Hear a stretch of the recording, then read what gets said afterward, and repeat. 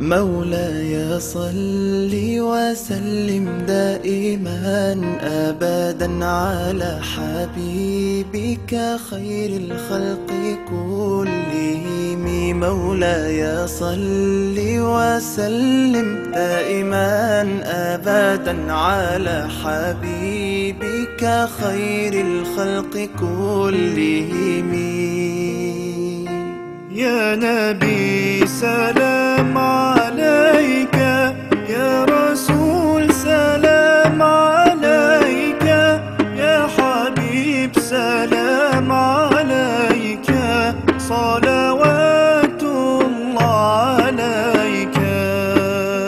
سلام عليك يا رسول الله، السلام عليك يا حبيبي يا نبي الله، السلام عليك يا رسول الله، السلام عليك يا حبيبي يا نبي الله يا رسول الله.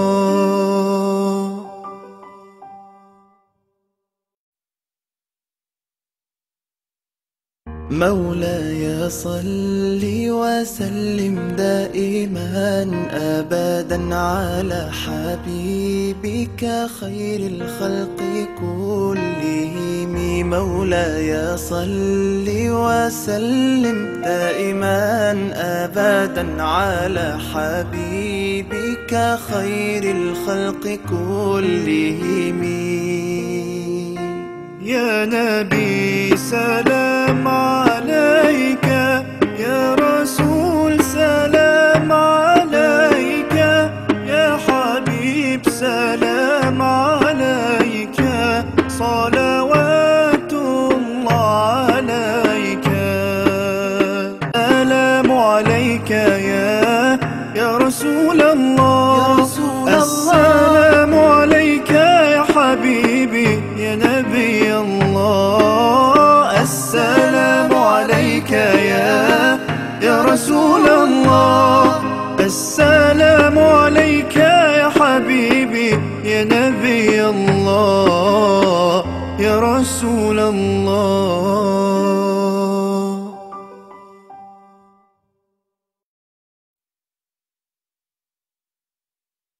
مولاي صل وسلم دائما أبدا على حبيبك خير الخلق كلهم. مولاي صل وسلم دائما أبدا على حبيبك خير الخلق كلهم. يا نبي سلام عليك، يا رسول سلام عليك، يا حبيب سلام عليك، صلوات الله عليك. سلام عليك يا رسول الله، السلام عليك يا حبيبي يا نبي الله، السلام عليك يا رسول الله، السلام عليك يا حبيبي يا نبي الله يا رسول الله.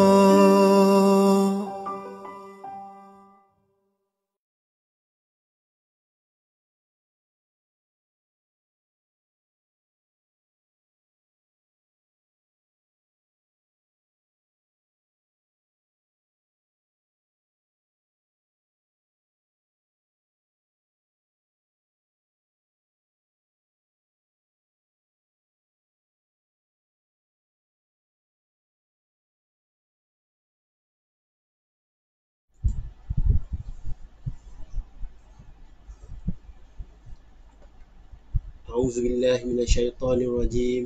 بسم الله الرحمن الرحيم. السلام عليكم ورحمة الله وبركاته. الحمد لله رب العالمين، والصلاة والسلام على أشرف الأنبياء والمرسلين وعلى آله وصحبه أجمعين. Alhamdulillah, Segala puji dan kesyukuran kita ucapkan kepada Allah Subhanahu Wa Taala yang banyak kerana banyak melimpahkan rahmatnya, melimpahkan hidayahnya, melimpahkan rezekinya kepada seluruh makhluk yang diciptakannya. Dan juga kita jangan lupa selawat dan salam kita kepada junjungan besar kita Nabi Muhammad sallallahu alaihi wasallam, kepada para isteri baginda, kepada para ahli keluarga baginda, kepada para sahabat baginda, dan juga kepada golongan yang mengikuti baginda sampai hari kiamat insya-Allah. Okey, baik tuan-tuan dan puan-puan sekalian, apa khabar? Kami di Air Tamar mendoakan agar kita semua dan juga keluarga diberikan oleh Allah Subhanahu Wa Taala akan kebaikan di dunia, diberikan oleh Allah Subhanahu Wa Taala akan kebaikan di akhirat, dan juga diselamatkan oleh Allah Subhanahu Wa Taala dari api nerakanya insya-Allah. Okey, baik tuan-tuan dan puan-puan sekalian, seperti biasa pagi ni kami atau saya akan kongsikan satu topik menarik untuk kita semua, pengetahuan kita bersama, yang mana tajuknya sebelum terlambat elak sebelum kena. Apa tu maknanya? Okay, sebelum tu saya nak ingatkan tuan-tuan dan puan sekalian, kita ada buat tawaran tawaran kita nak bagi hadiah percuma sempena dengan bulan keputeraan yang di-Pertuan Agong baru-baru ni, dan juga kepada tuan-tuan perempuan ataupun kenalan-kenalan yang di luar sana yang berminat, bolehlah sharekan link ni kepada mereka-mereka. InsyaAllah saya akan bagikan hadiah percuma. Apa hadiah dia? Itu misteri. Jangan lupa DM kami, insyaAllah kita akan bagi link ni, hadiah percuma ni, insyaAllah. Okay, baik. Dan juga jangan lupa tagkan video ni, sharekan juga link ni, agar kita membantu sesama kita dalam melakukan perkara kebaikan. Mudah-mudahan kita mendapat pahala di sisi Allah Subhanahu Wa Taala insya-Allah, dan juga mudah-mudahan pahalanya berpanjangan sampai hari kiamat insya-Allah. Okey, baik tuan-tuan dan puan sekalian, berbalik pada tajuk pagi ni, iaitu sebelum terlambat elak sebelum kena ni. Apa ceritanya? Okey, baik. Dia masih lagi berkisah tentang perniagaan yang saya nak kongsikan hari ini, iaitu dia ceritanya macam ni. Kita kalau nak mulakan bisnes ni memang sebenarnya taklah semudah mana, bukannya mudah. Kenapa? Kerana banyak perkara yang perlu kita fikirkan dan juga perlu kita titik beratkan, perlu kita fokuskan dalam nak buat suatu keputusan dalam bisnes kita yang melibatkan bisnes kita ni lah. Dan juga kadang-kadang tekanan tu tekanan daripada diri sendiri, tekanan pada sekitar, daripada orang keliling dia boleh menyebabkan ataupun mendorong kita tersilap langkah ataupun tersilap buat keputusan, yang mana akibatnya boleh menjejaskan perjalanan perniagaan kita lah. Okay, baik. Kat sini saya nak kongsikan beberapa pandangan saya, perkongsian daripada apa yang saya baca daripada artikel-artikel perniagaan untuk pengetahuan kita bersama-sama. Okey, baik. Yang pertamanya bila bercakap dengan tajuk di atas hari ini, iaitu pertama ialah buat bisnes ni secara seorang diri, ataupun term sekarang ni lebih dikenali sebagai Rashidah. Apa tu Okey, baik. Sebenarnya kalau kita buat bisnes secara sendiri ni pada asalnya kita akan rasa bangga lah bila bisnes yang kita buat tu mampu meraih pendapatan yang tinggi, hasil usaha kita sendiri dengan bisnes kita yang sendiri, yang Lone Ranger ni. Dan juga kita kena ingat bahawa buat bisnes secara seorang diri ni dia boleh, sebenarnya dia macam kanser lah, dia boleh memakan diri kita sendiri. dalam jangka masa panjang sebenarnya. Dan juga kenapa saya kata begini ataupun sebabnya ialah kerana masa yang diberikan oleh Allah Subhanahu Wa Taala kepada kita hanya 24 jam. Kalau kita buat katakan kita target kita nak buat bisnes kita tu 8 jam sehari, kita buat seorang, banyak mana yang sebenarnya yang kita boleh buat. Especially kalau kita yang melibatkan pengepusan barang ke, ataupun ada urusan-urusan kat luar, admin ke, bayar bil tu semua, ataupun buat online pun, dia sikit sebanyak dia akan memakan masa kita tu lah, dan menyebabkan efeknya kita tak terbawa sebenarnya bila kita menjaga seorang diri. Dan juga di samping tu kita tidak ada peluang, tak ada peluang untuk kita tingkatkan potensi diri kita ke fasa ataupun ke masa yang lebih jauh, yang kita boleh tunjukkan, dan juga kepada bisnes kita yang lebih jarak jauh. Okay, baik. Dan juga kita perlu faham, kita perlu faham bila kita berbisnes ni, kita kalau nakkan bisnes kita tu grow, kita merancang untuk bisnes kita ni jadi lebih besar lagi, berjarak jauh, kita perlukan staff, ataupun kita perlukan tim lah, tim, sama ada tim management ataupun tim marketing.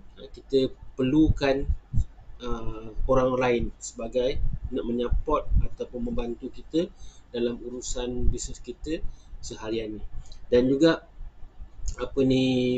bila kita ada tim yang kuat, kita dapat bersama-sama dalam satu tim tu, kita dapat bangunkan bisnes kita tu ke jarak yang lebih jauh lah. Dan juga cuba bayangkan jika satu hari kita sakit contohnya. Ini bila kita cakap pasal bila kita buat bisnes secara sorang-sorang ataupun Rashidah ni, katakanlah contoh satu hari tu kita sakit, dan juga pada masa kita sakit tu kita perlu buat keputusan yang melibatkan keputusan penting yang melibatkan bisnes kita contohnya. Jadi tak ada siapa yang dapat membantu kita. Kita dapat membantu kita, tak siapa dapat memberi keputusan bagi pihak kita. In the end, kita akan tanggung sendirilah akibatnya, kesan daripada itulah bila kita buat bisnes sendiri tu. Itu salah satu contohnya lah. Dan juga satu kajian juga yang mendapati kalau orang yang menjaga bisnes saja sendirian, dia boleh bertahan tak lama lah. Dia kata, ada setengah kajian kata dalam 6 bulan je, lepas tu bisnes dia akan lemau, ataupun setahun bisnes dia akan tak proper running lah, tak ada structure yang betul. Okay, baik. Itu pandangan saya ataupun poin yang pertama. Yang kedua, berkenaan dengan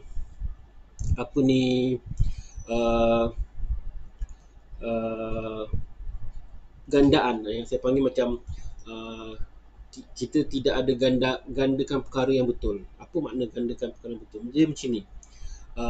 Kesilapan yang saya perhatikan daripada diri saya dan juga tuan-tuan dan puan-puan sekalian yang saya baca ialah kebanyakan usahawan ataupun businessman ataupun peniaga, mereka terlalu sibuk untuk memikirkan strategi baru yang up to date, hingga sebelum ni ada perkara betul yang kita buat dan berjaya mencapai hasilnya.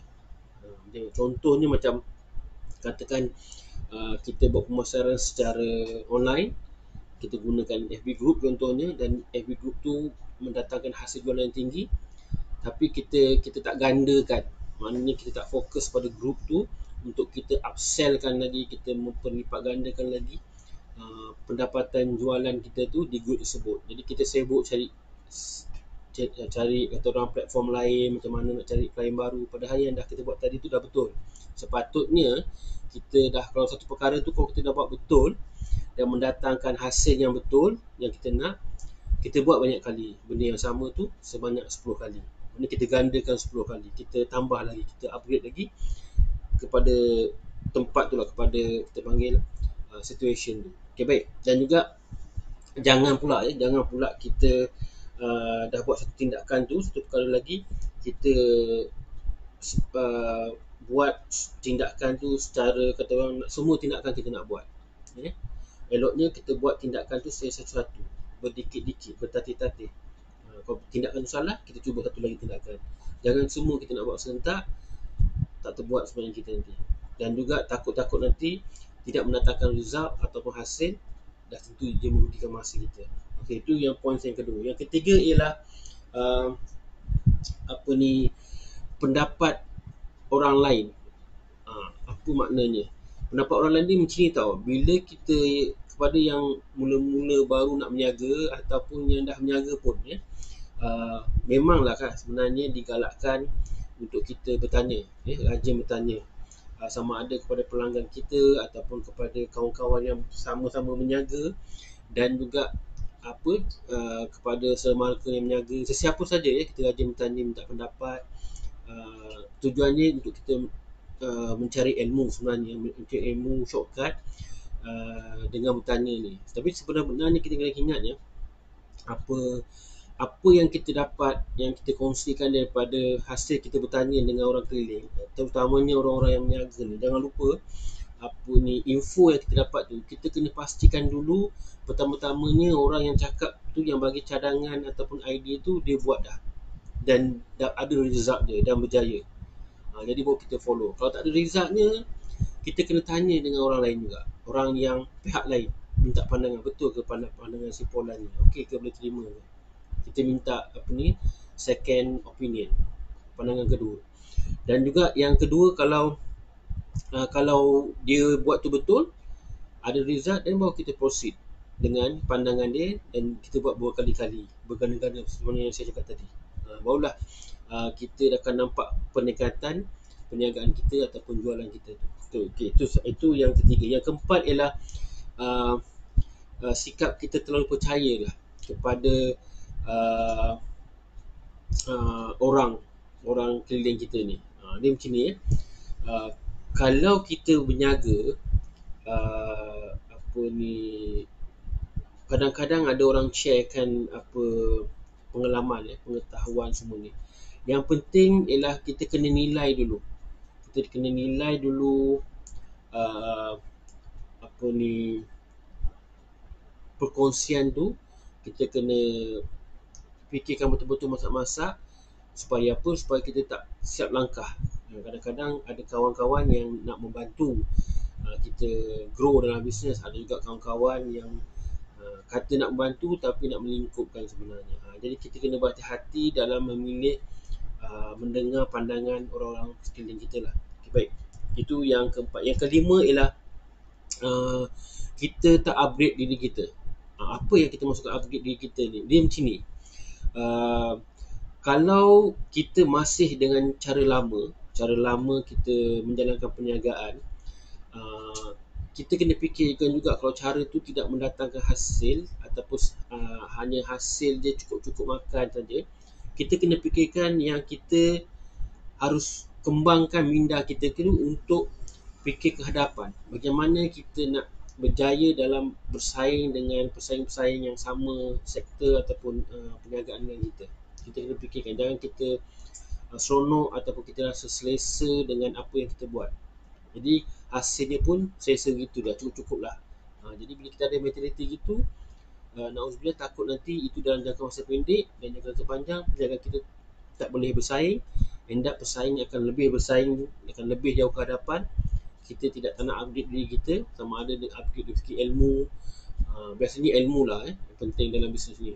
Nak kata kita pandai, kita tak boleh kita pandai. Siapa banyak kat luar sana ilmu-ilmu baru dalam perniagaan yang mana yang dikongsikan oleh orang-orang yang teral dalam perniagaan, yang dah ada result, yang ada, kita panggil, dah ada melahirkan orang yang berjaya dalam perniagaan. Jadi ilmu-ilmu tu yang kita harus kita grab ataupun kita harus dapatkan. Okay, baik. Yang keenam ialah poin saya ialah teknologi baru ni. Okay, baik. Kalau kita berniaga dan kita owner ataupun founder perniagaan ni, kita kena ingat teknologi ni dia memberi peluang sebenarnya, memberi peluang baru untuk kita, untuk membantu kita mempercepatkan ataupun dia membantu kita memberi lebih efisien dan juga menjimatkan kos kita punya perniagaan.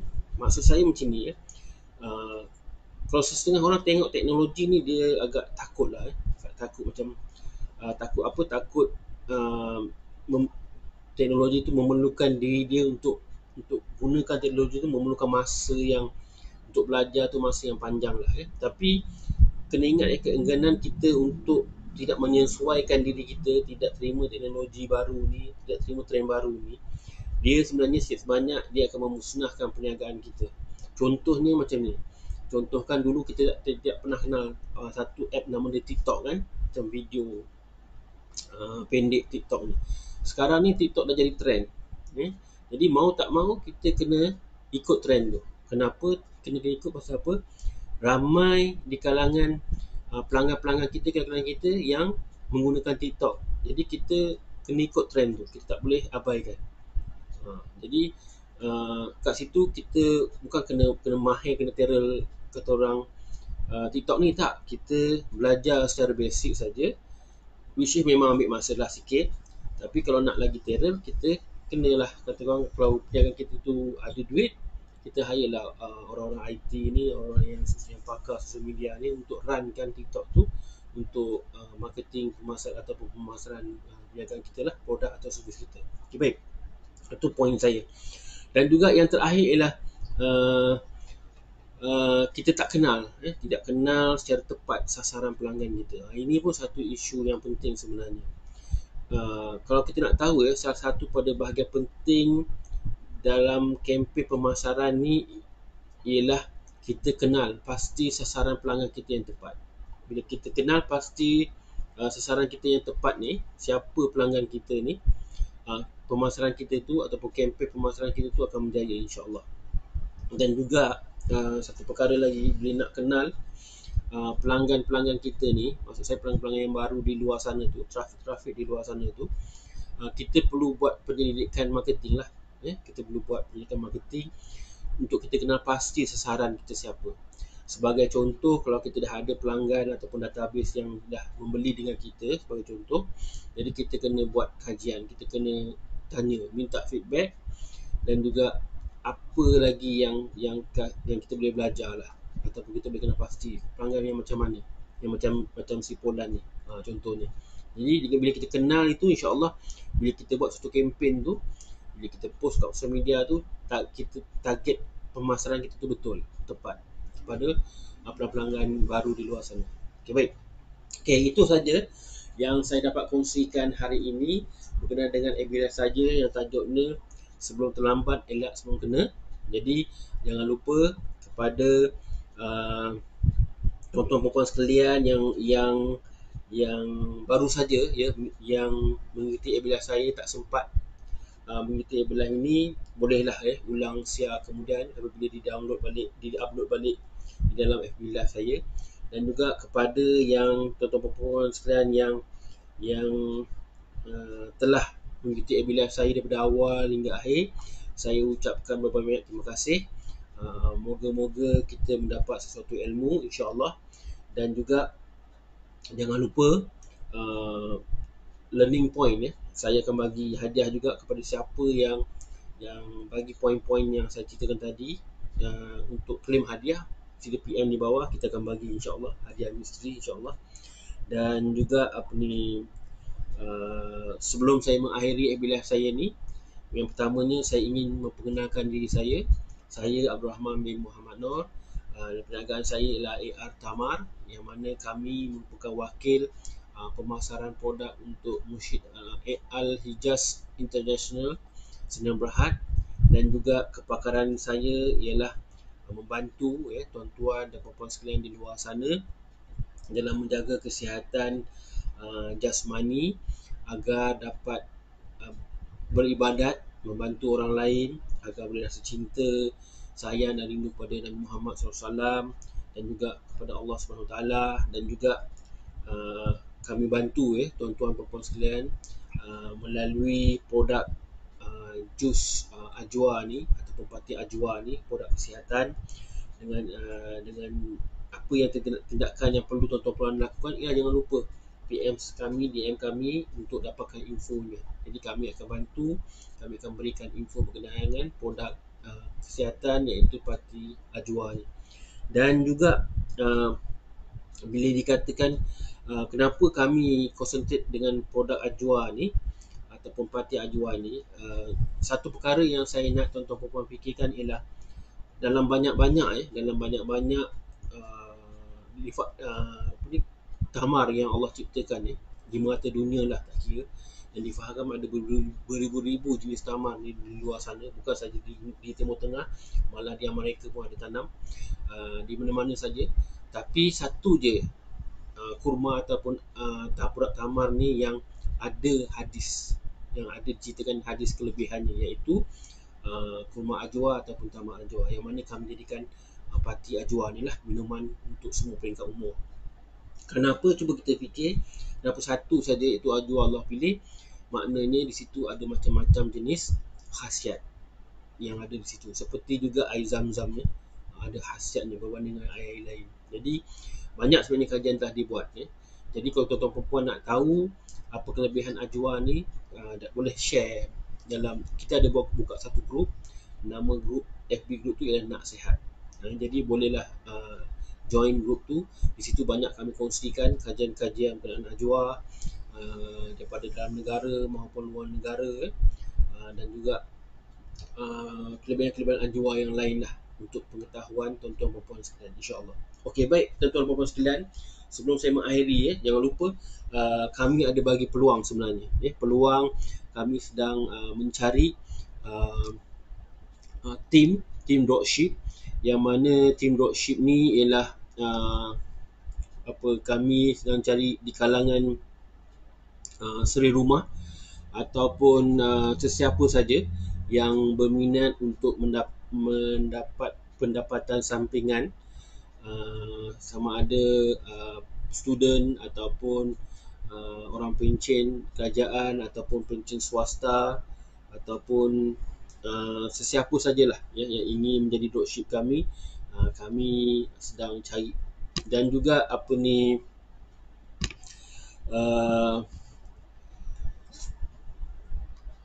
yang kami tawarkan kat sini ialah dropship kami ni pendaftarannya adalah percuma dan juga tidak perlu sebarang modal ya, dan juga tawaran tu terhad, dan juga tidak perlu simpan stok, tidak perlu post barang, kemudian bahan-bahan pemasaran seperti video, macam image infografik, semua berkenaan produk kita akan sediakan untuk memudahkan kerja-kerja tuan-tuan perempuan di luar sana yang menjadi dropship kami untuk membuat pemasaran. Dan juga grup-grup support juga kami sediakan dalam bentuk FB group ataupun WhatsApp group dan juga Telegram group lah kami sediakan. Dan bukan itu saja, coaching pun kami sediakan juga. Untuk kami coach tuan-tuan dan puan sekalian teknik-teknik baru ataupun macam mana cara nak membuat pemasaran lah untuk produk ni. Dan juga yang penting sekali ialah tuan-tuan perempuan perlu committed dan juga perlu konsisten untuk membuat pemasaran ni. Okey, baik. Itu saja yang nak saya kongsikan berkenaan dropship. Dan yang terakhir sekali ialah berkenaan dengan pesanan saya. Pesanan saya berkenaan COVID ni ialah jangan lupa amalkan 3S ataupun 3C ni, iaitu tempat sesak, tempat sempit ataupun tempat tertutup, dan juga bersembang secara dekat. Jadi amalkan penjarakan sosial 1 meter tu. Jangan lupa pakai double face mask, gunakan mask sejahtera bila nak masuk ke premises tempat lain, dan juga jangan lupa amalkan 3W. 3W tu apa? Basuh tangan, pakai pelitup mata, pelitup muka, dan juga jangan bersalaman dan juga jaga tata ataupun etika batuk atau bersin tu. Lakukan diinfeksi ni, iaitu sanitize diri, duduk rumah, dan juga dapatkan rawatan jika ada gejala lah. Okey, baik. Itu saja yang saya nak kongsikan pagi ini. Saya iri dengan abilitas saya dengan moto kami ataupun prinsip kami, iaitu daripada sepotong hadis yang bermaksudnya ialah sebaik-baik manusia ialah manusia yang memberi manfaat kepada manusia lain. Saya hari FBF saya hari ni jumpa besok, tapi besok, lusa dan Ahad jadualnya lain. Saya lupa nak beritahu, jadualnya kita buat pada pukul 9 malam, bukan pada pukul 9 pagi, untuk 3 hari ni aja. Kenapa? Pasal esok, lusa dan hari Ahad saya ada kelas 1 hari lah, kelas perniagaan. Saya pun berniaga juga dan saya pun belajar juga untuk dapat ilmu berniaga yang baru-baru ni supaya kita tidak buat banyak silap. Okay, baik, itu saja saya lupa saya nak kongsikan hari ini FBF saya. Jangan lupa besok, lusa dan hari Ahad kita jumpa pada pukul 9 malam. Jangan lupa tagkan juga dengan kawan-kawan lain. Saya akhiri FBF saya dengan wabillahi taufiq wal hidayah. Assalamualaikum warahmatullahi wabarakatuh.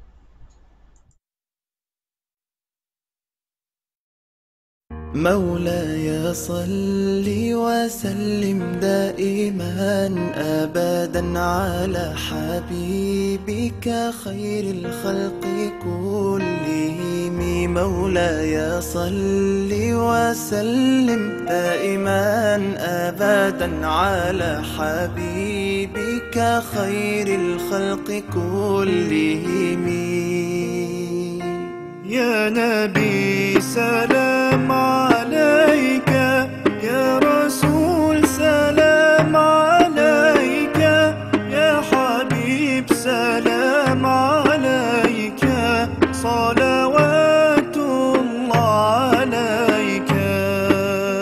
سلام عليك يا رسول الله، السلام عليك يا حبيبي يا نبي الله. السلام عليك يا رسول الله، السلام عليك يا حبيبي يا نبي الله يا رسول الله.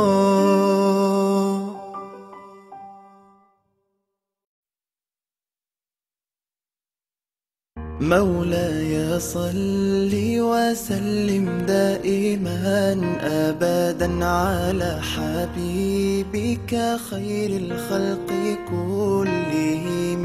مولاي صل وسلم دائما أبدا على حبيبك خير الخلق كلهم. يا نبي سلام عليك، يا رسول سلام عليك، يا حبيب سلام عليك، صلوات الله عليك. سلام عليك يا رسول الله، السلام عليك يا حبيبي يا نبي الله. السلام عليك يا رسول الله، السلام عليك يا حبيبي يا نبي الله يا رسول الله.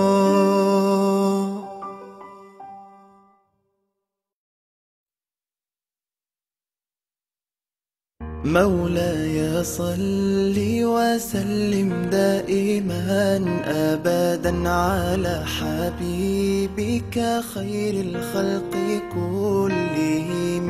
مولاي صل وسلم دائما أبدا على حبيبك خير الخلق كلهم.